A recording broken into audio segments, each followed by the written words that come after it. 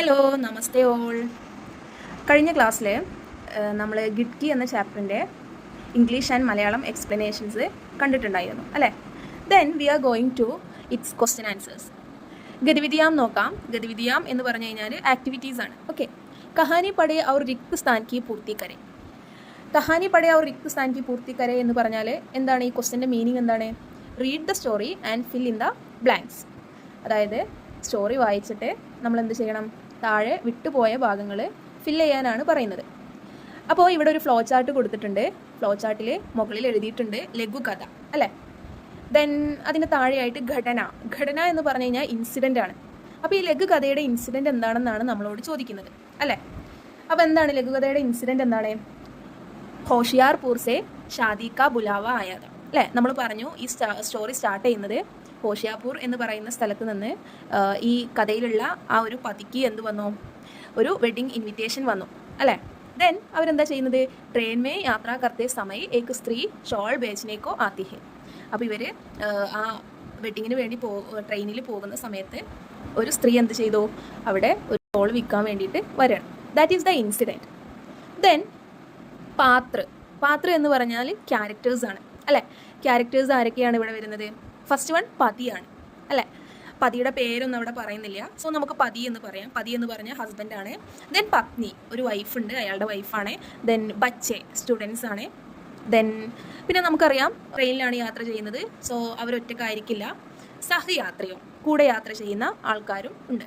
പിന്നെ main character ആരാണ്? ആ ഷോൾ ബേച്ചനെ വാല ഓ യുവതി അല്ലേ. ആ ഷോള് വിൽക്കാൻ വന്ന ആ ഒരു ഗേള്. ദെൻ സ്ഥാൻ എന്ന് പറഞ്ഞാൽ സ്ഥലമാണ്. എവിടെയാണ് ഈ ഇൻസിഡൻറ്റ് നടക്കുന്നത്? ഇൻസിഡൻറ്റ് നടക്കുന്നത് റെയിൽഗാഡിയിലാണ്. റെയിൽഗാഡി എന്ന് പറഞ്ഞാൽ ട്രെയിനാണ് കേട്ടോ.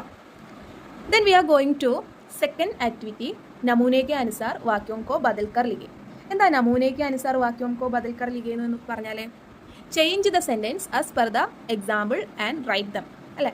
നമ്മളോട് ഈ തന്നിരിക്കുന്ന സെൻറ്റൻസ് ഇപ്പുറത്തെ നെക്സ്റ്റ് കോളത്തിൽ എന്ത് കൊടുത്തിട്ടുണ്ട്? വേറെ രീതിയിൽ എഴുതിയിട്ടുണ്ട്. അപ്പോൾ ആ രീതിയിൽ നമ്മളോട് എഴുതാൻ വേണ്ടിയിട്ടാണ് പറയുന്നത്. അപ്പോൾ നമുക്ക് നോക്കാം. ഫസ്റ്റ് വൺ, ഷാദി കാ ബുലാവ ആയ.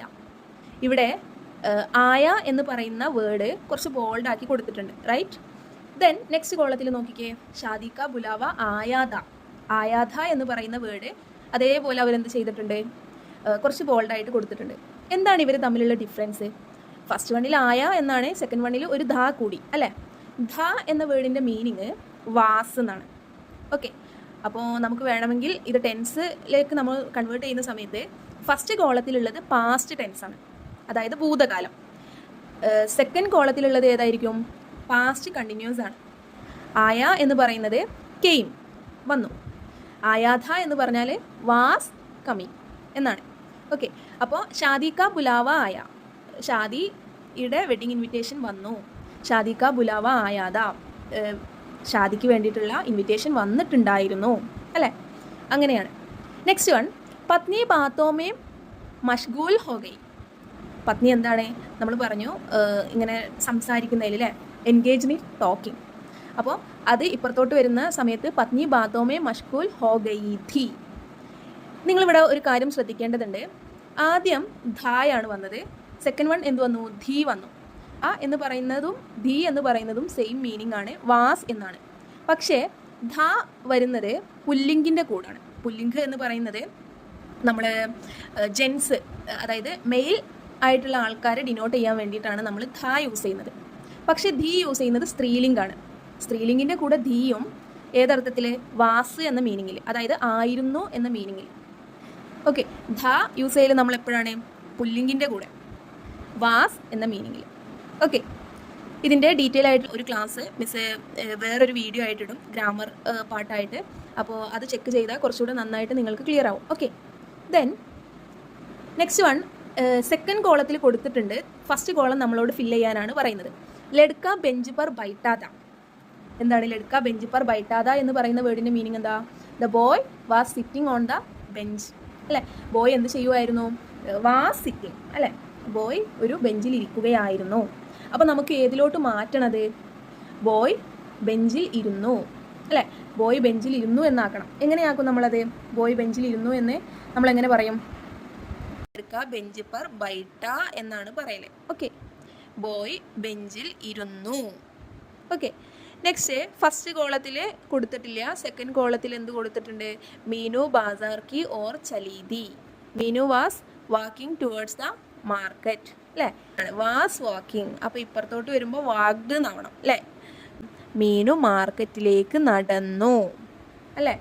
അതെങ്ങനെയാ പറയുക നമ്മൾ? മീനു ബാസാർ കി ഓർ ചലി.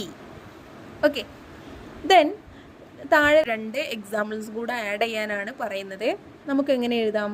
ഉസ്കി കജറാറി ആങ്കോ ബർ ആയി, her eyes filled up.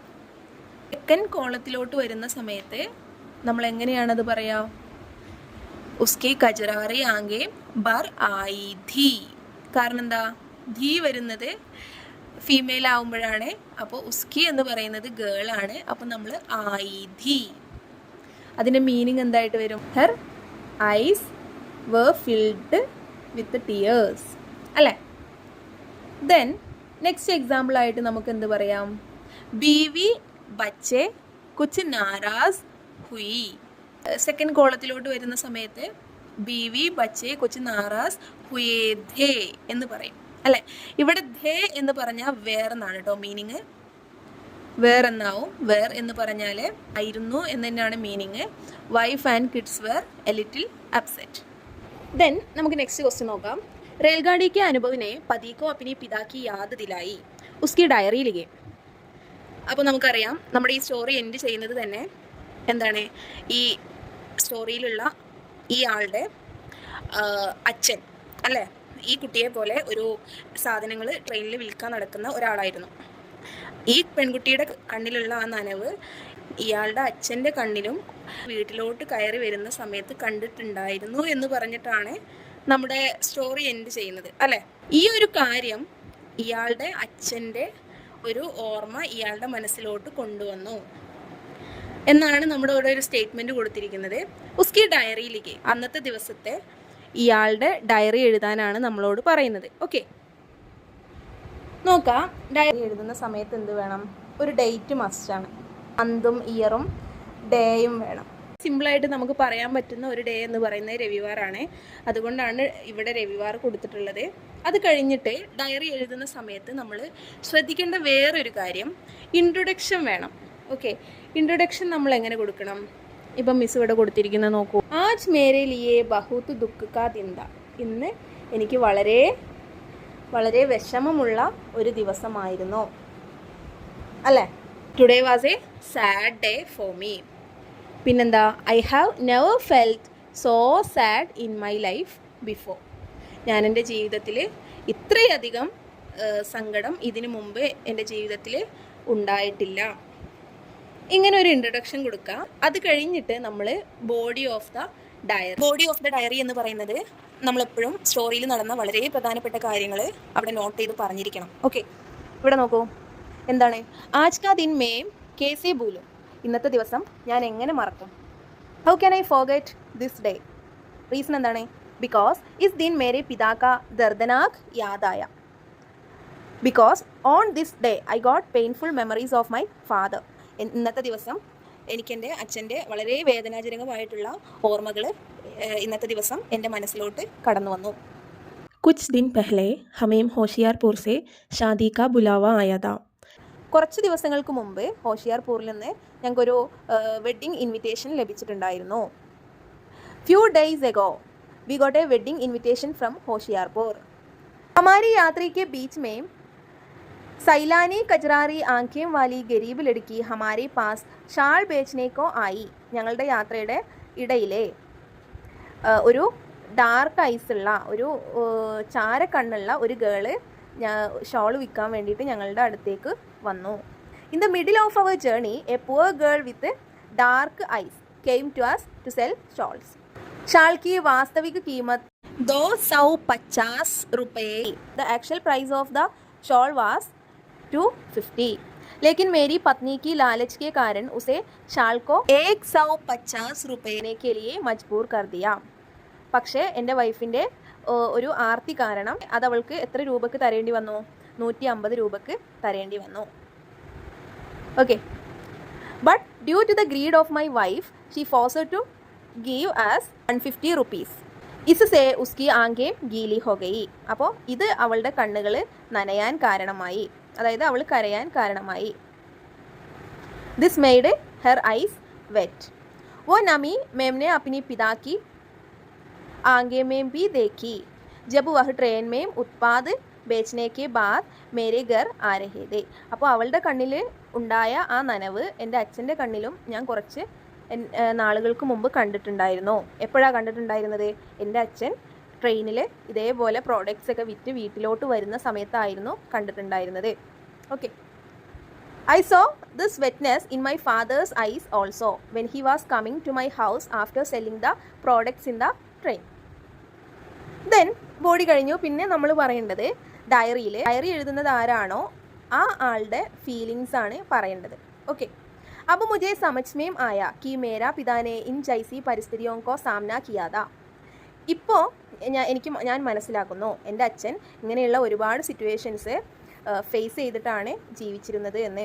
Now I understand that my father faced similar situation.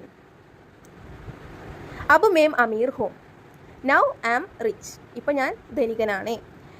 ലേക്കിൻ മേം അപ്പിനി പിതാക്കോ ബേഹത്തർ ജീവൻ ദേനേക്കോ അവസർ നെഹി മിൽത്താതാ. പക്ഷേ എനിക്ക് എൻ്റെ അച്ഛന് നല്ല ഒരു ലൈഫ് കൊടുക്കാൻ, അതായത് ഇങ്ങനെ ഉള്ള സഫറിങ്സിൽ നിന്ന് മുക്തി നേടിയിട്ടുള്ള ഒരു ലൈഫ് കൊടുക്കാൻ കഴിഞ്ഞില്ല. ക്യോംകി വേ അബ് ജിന്ദാ നഹി ഹേ. കാരണം എൻ്റെ അച്ഛനിപ്പോൾ ജീവിച്ചിരിക്കുന്നില്ല. Now I am rich but I don't get the opportunity to give a better life to my father because he is no longer alive.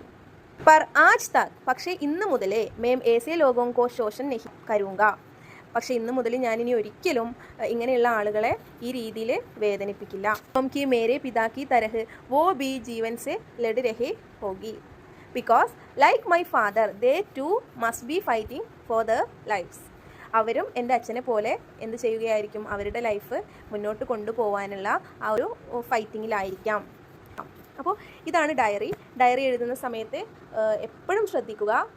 ആദ്യം നമുക്ക് ഡേറ്റ് വേണം, ഡേ വേണം, ദെൻ ഇൻട്രൊഡക്ഷൻ, പിന്നെ നമ്മുടെ ചാപ്റ്ററിൽ എന്താണോ പറഞ്ഞിട്ടുള്ളത് അത് പറയണം. ദെൻ ഈ ഡയറി എഴുതുന്ന ആളുടെ ഫീലിങ്സ് കുറച്ച് നമ്മൾ എഴുതി വെക്കണം, എന്നാലേ ഫുൾ മാർക്ക് കിട്ടത്തുള്ളൂ. ഓക്കെ. ദെൻ നെക്സ്റ്റ് ക്വസ്റ്റ്യൻ, കഹാനി കി ഗിഡ്കി അനേക് ആശയോം കാ സൂചക് ഹേ സംജായേ. ഈ കഥയിലെ ഗിഡ്കി എന്ന് പറയുന്നത് ജനാലയാണ്.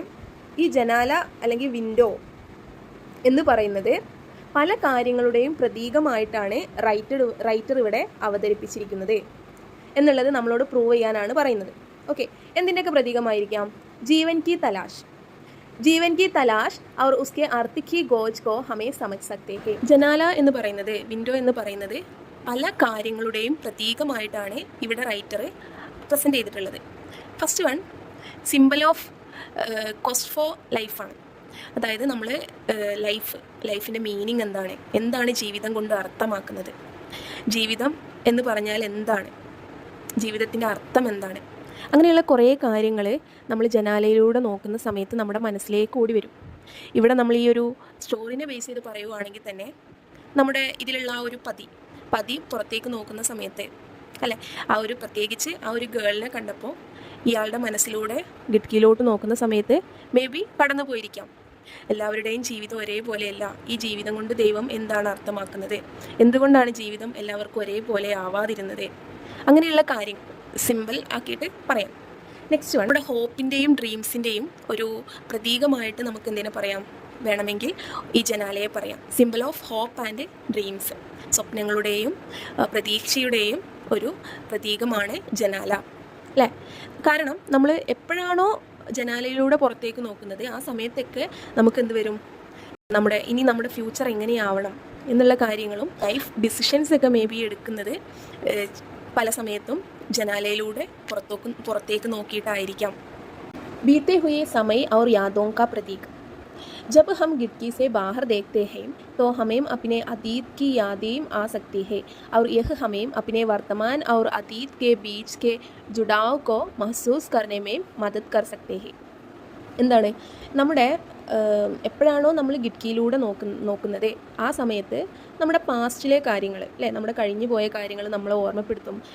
നെക്സ്റ്റ് കഹാനി കെ ലിയെ ഏക് ശീർഷക് സുജായി ഉസ്കാ ഔചിത്യ ഭി ബതായി. അപ്പോൾ നമ്മളോട് ഇതൊന്നും എക്സാമിന് വരില്ല, ഈ 2 ക്വസ്റ്റ്യൻ അത്ര ഇമ്പോർട്ടൻ്റ് ഒന്നുമല്ല, ബട്ട് ഒന്ന് ന്യൂ സിലബസ് ആയതുകൊണ്ട് ഒന്ന് ഓർത്ത് വെക്കുക.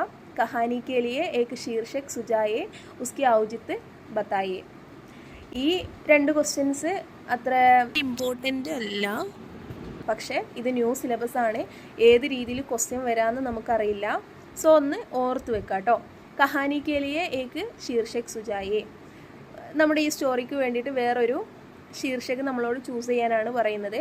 ദെൻ ഉസ്കാ ഔചിത്യ ഭി ബതായേ, അതിൻ്റെ ഇമ്പോർട്ടൻസും പറയുക. അപ്പോൾ മിസ് ഇവിടെ കൊടുത്തിരിക്കുന്നത് നമി ആങ്കോം എന്നാണ്, വെറ്റായിട്ടുള്ള നനഞ്ഞ കണ്ണുകൾ. നനഞ്ഞ കണ്ണുകൾ എപ്പോഴും എന്തിൻ്റെ പ്രതീകമായിരിക്കാം? ജീവൻ കി അനിശ്ചിതത, നമ്മുടെ ലൈഫിലെ മിസറീസാണ് അല്ലേ. നമുക്കറിയാം ഈ ചാപ്റ്ററിൻ്റെ വളരെ കോറായിട്ടുള്ള വേറൊരു ഗിഡ്കി പോലെയുള്ള വേറൊരു വേർഡാണ് നനഞ്ഞ കണ്ണുകൾ അല്ലേ. അപ്പോൾ ഈ നനഞ്ഞ കണ്ണുകൾ ഈ ഒരു ചാപ്റ്ററായിട്ട് എങ്ങനെയാണ് റിലേറ്റഡ് ആയി കിടക്കുന്നത് നോക്കിക്കേ. നമി ആങ്കോं को रेलवे स्टेशन पर काम करने वाले गरीब मजदूरों के बीच एक गहरा संबंध हो सकता है. നനഞ്ഞ കണ്ണുകൾക്ക് റെയിൽവേ സ്റ്റേഷനിൽ ജോലി ചെയ്യുന്ന അല്ലേ, നമ്മൾ നേരത്തെ കണ്ട ആ പെൺകുട്ടിയെ പോലെയുള്ള ആൾക്കാരുടെ ഇടയിലെ ആൾക്കാരുമായിട്ട് എന്താണ് വളരെ ആഴത്തിലുള്ള ഒരു ബന്ധമാണുള്ളത്. റെയിൽവേ സ്റ്റേഷൻ पर काम करने वाला गरीब मजदूरों की कहानियाँ अक्सर नमी आंखों को दर्शती है. പലപ്പോഴും റെയിൽവേ സ്റ്റേഷനിൽ ജോലി ചെയ്യുന്ന ആളുകളുടെ ജീവിതത്തിൻ്റെ പ്രയാസങ്ങളും പോരാട്ടങ്ങളും പ്രതിഫലിപ്പിക്കുന്നത് അവരുടെ കണ്ണുനീരായിരിക്കും അല്ലേ. ഇപ്പോഴും നമ്മുടെ ഈ സ്റ്റോറിയിൽ ഈ പെൺകുട്ടിയുടെ കണ്ണുനീര് കണ്ടപ്പോഴാണ് അവൾക്ക് എത്രമാത്രം പ്രയാസങ്ങളുണ്ട്, അതേപോലെ അവൾ എത്രമാത്രം ജീവിതവുമായിട്ട് പോരാടുന്നുണ്ട് എന്നുള്ളത് നമുക്ക് മനസ്സിലാവുന്നത്. देन इन मजदूरों की आंखों में नमी हो सकती है क्योंकि वे अपने परिवार के लिए कड़ी मेहनत कर रहे हैं. പാവപ്പെട്ട തൊഴിലാളികൾ അവരുടെ കുടുംബത്തിന് വേണ്ടി വളരെയധികം കഠിനാധ്വാനം ചെയ്യുകയാണ്. ലേക്കിൻ ഉൻകെ ജീവൻ മേം കൈ ചുനൗത്തിയാം കാ സാമന കർണ പടുത്താ ഹെ. പക്ഷെ അവരുടെ ജീവിതത്തിൽ കഠിനാധ്വാനം ചെയ്യുന്നതിൻ്റെ കൂടെ തന്നെ പല പല പ്രതിസന്ധികളും നേരിടേണ്ടി വരാറുണ്ട്. ഇപ്പോൾ നമ്മൾ എക്സാമ്പിളായിട്ട് ഈ ചാപ്റ്ററിൽ തന്നെ കണ്ടു, എന്താണ് ആക്ച്വൽ പ്രൈസിൽ നിന്ന് വളരെ കുറഞ്ഞിട്ടാണ് ആ പെൺകുട്ടിക്ക് ആ ഒരു ഷോള് വിൽക്കേണ്ടി വന്നത് അല്ലേ. ഇങ്ങനെയുള്ള ഒരുപാട് ചുനൗത്തിയാം എന്ന് പറഞ്ഞു കഴിഞ്ഞാൽ വെല്ലുവിളികളെ നേരിടേണ്ടതായിട്ട് ഉണ്ട്. ഉൻകി ആങ്കോമേം നമി ഉൻകെ ദർത്ത് ഉൻകി പീഡ ഔർ ഉൻകെ സംഘർഷ ഉൻകി ദർശാ സക്തി ഹെ. എന്താണ് അവരുടെ കണ്ണുകളിലെ ആ ഒരു നനവ്, ആ ഒരു വെറ്റ്നെസ് എന്തിനെയാണ് കാണിക്കുന്നത്? അവരുടെ മനസ്സിൻ്റെ ഉള്ളിലെ ആ ഒരു മുറിവ്, വേദന, അല്ലെങ്കിൽ അവരുടെ പല സ്ഥലത്ത് നിന്ന് അവരനുഭവിച്ച പീഡ എന്ന് പറഞ്ഞാൽ ടോർച്ചേഴ്സ് അല്ലേ, ആ പീഡനങ്ങൾ, സംഘർഷങ്ങൾ ഒക്കെയാണ് കാണിക്കുന്നത്. ഓക്കെ.